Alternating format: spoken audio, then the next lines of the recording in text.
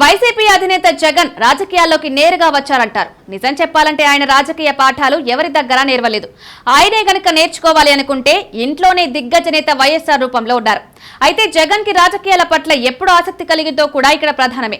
మరోవైపు చూస్తే ఇతర నాయకుల మాదిరిగా జగన్ తన తండ్రి రాజకీయంగా పీక్స్ లో ఉన్నప్పుడు జిల్లాలో ఉంటూ తండ్రి వెన్నంటి రాజకీయాలు చేయలేదు. ఆయన పారిశ్రామిక రంగాన్ని ఎంచుకున్నారు. ఇక వైఎస్ఆర్ కి కూడా వారసుడిని రాజకీయాల్లోకి తేవాలని అనిపించి ఉండదు. అదే అనుకుంటే 2009 కంటే ముందే జగన్ ఎమ్మెల్యేగానో ఎంపీగానో పోటీ చేసుండేవారు. వైఎస్ఆర్ విషయం తీసుకున్నా 60 ఏళ్లు రాగానే రాజకీయాలు స్టాప్ అని ఒక కఠిన నిర్ణయమే తీసుకున్నారు.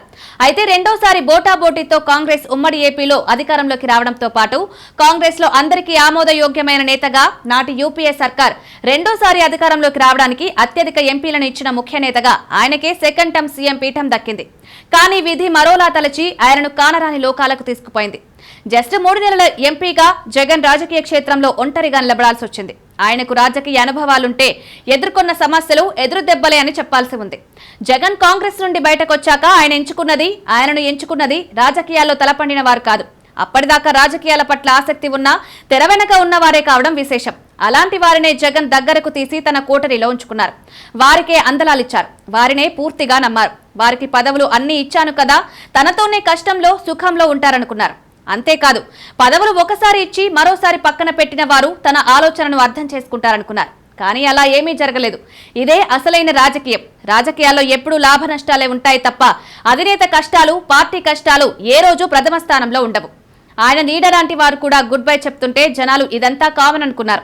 జగన్ మాత్రం హట్ అవుతున్నారు. వారికి నేనేం తక్కువ చేశాను అని ఆవేదన చెందుతున్నారు. ఎవరికైనా ఒకసారి అందలం ఎక్కించి మరోసారి దించేస్తే బాధే ఉంటుంది. కానీ ఒకసారి ఎక్కించిన అందలం ఎందుకు గుర్తుకొస్తుంది? పైగా ఆ అందలం అందించి అధికార వైభోగానికి అలవాటు పడిన వారు దానికోసమే చూస్తారు. వేరు మార్గాలను అనుసరిస్తారు. వైసీపీలో ఇప్పుడు అదే జరుగుతోంది. ఈ ఏడాదిలో చాలా మంది నేతలు పార్టీని వీడిపోయారు. వైసీపీ పునాదుల నుంచి ఉన్నవారు కూడా గుడ్ బై చెప్పారు. ఇంకా వెళ్లడానికి సిద్ధంగా ఉన్నవారు ఉన్నారు. ఇదంతా ఎందుకు జరుగుతోంది అంటే జగన్ రాజకీయాలను రాజకీయంగా చూడకపోవడం వల్లే అంటున్నారు. రాజకీయ ఆటను అవే లెక్కలతో అలాగే ఆడాలి, లేకపోతే అది దెబ్బ కొట్టేస్తుంది. వర్తమాన రాజకీయాల గురించి అందరికీ తెలిసిన జగన్ మాత్రం ఇంకా దేవుడు ప్రజలు అంటున్నారని వైసీపీ వర్గాలే చెప్పుకుంటాయి. రాజకీయం అన్నది ఒక ఆటగా తీసుకుంటే అందులో గెలుపు ఒక్కటే కనిపిస్తుంది. ఈ రోజు దేశంలో గాని ప్రపంచంలో గాని నీతి నిజాయితీగా 100% రాజకీయాలు చేసేవారు ఎంతమంది అన్నది కూడా చూడాలంటున్నారు. రాజకీయాల్లో ఆత్మహత్యలే ఉంటాయంటున్నారు. హత్యలన్నవి ఉండవు. ఎందుకంటే ఎవరైనా తాము పేర్చుకున్న మేడను తామే కూల్చుకుంటారు. అది వారి సొంత నిర్ణయాల వల్లే. జగన్ సైతం తన ఆలోచనను మార్చుకుంటేనే వైసీపీకి భవిష్యత్తు అంటున్నారు.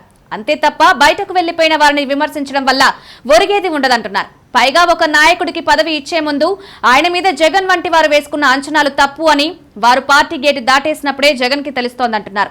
మొత్తానికి ఈసారి విపక్షంలో కూర్చోవడం వైసీపీకి జగన్ కి ఎన్నో అనుభవాలనిస్తోంది. వీటి నుంచి ఎంతో నేర్చుకుని భవిష్యత్తుకు సోపానంగా మార్చుకుంటేనే మేలు అన్న సూచనలు వెలువడుతున్నాయి.